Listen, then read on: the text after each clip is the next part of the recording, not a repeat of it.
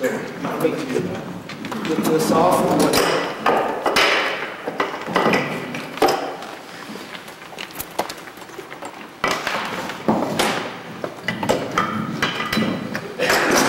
Gearing, I've got a set of papers up here that shows exactly how this gearing will end up tying in, and I can use it so that every revolution of the spindle will move the router over anything from 7 or 1/4 of an inch on the low side, clear up, depending upon the gearing, to 9 9/16 of an inch of travel, going the other direction.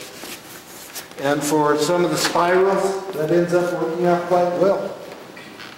Now, as far as operation, there's really absolutely nothing whatsoever to it, except making sure that you have the stop set so that you don't end up hitting metal on metal. It doesn't work worth a hoot. Now, I've set this up into 3 different divisions. And I'll just set one of the stops over here. So if I want to do just a plain, straight, round, and I've got a lot of them to do. Now, you notice I've been sliding this router back and forth. Fairly easy movement along the way. I can also set it in here with this slide a stop in here, pin it in. Now when I turn the crank, the router will move as I turn the crank. And that's where I'm going to go with this one.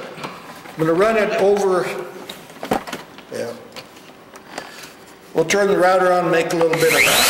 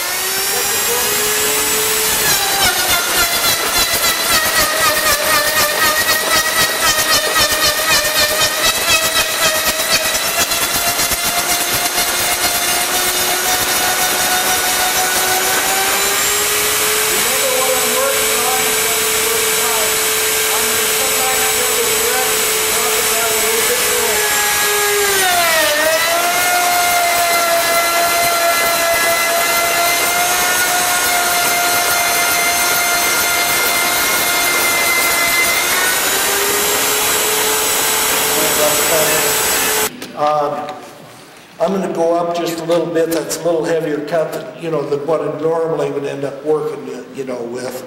But I'm trying to kind of give an idea of, you can lob something off quite rapidly with this. In other what words. router do you have in there now? It's just a little small Bosch. Is that Bosch 1670? Yeah, I think it is, yeah.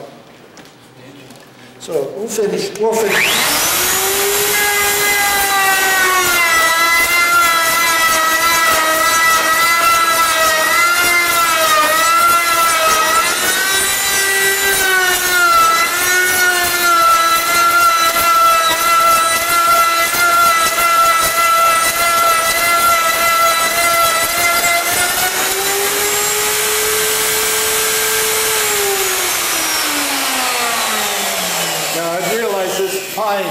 But look at the size of that and how much wood I yanked off of there in the length of time.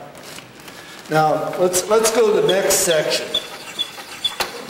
Raise it up a little bit. What happens if we wanted to, say, cut a taper? All I've got to do is raise the tailstock up just a little bit. And of course, I can determine how much just by measuring, whatever I want to do. Now the key is, and I'm exaggerating on this, this will make a pretty healthy taper right now. Because, you're moving half as far as what you really need to, because you're dealing with the diameter versus radius, on the cut. And I'm going to go a little different way on this.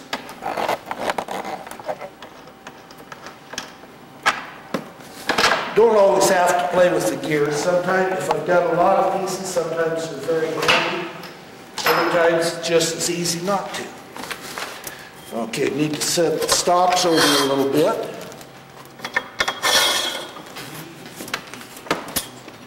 And I'll release it here.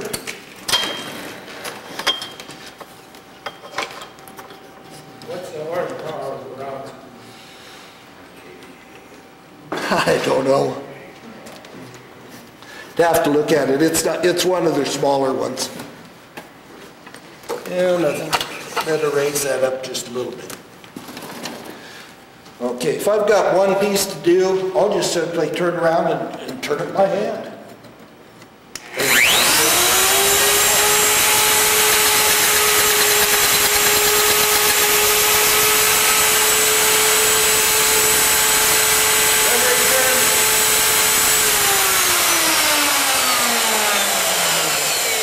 The lead screw that's right here, it's got, I think, 5 threads to the edge. The lead screws came from McMaster car catalog, as well as the bearings on it.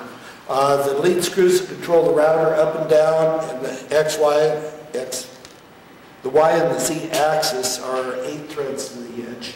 So it makes it very nice and easy for knowing how far I'm actually moving. So every round's 1/8 of an inch.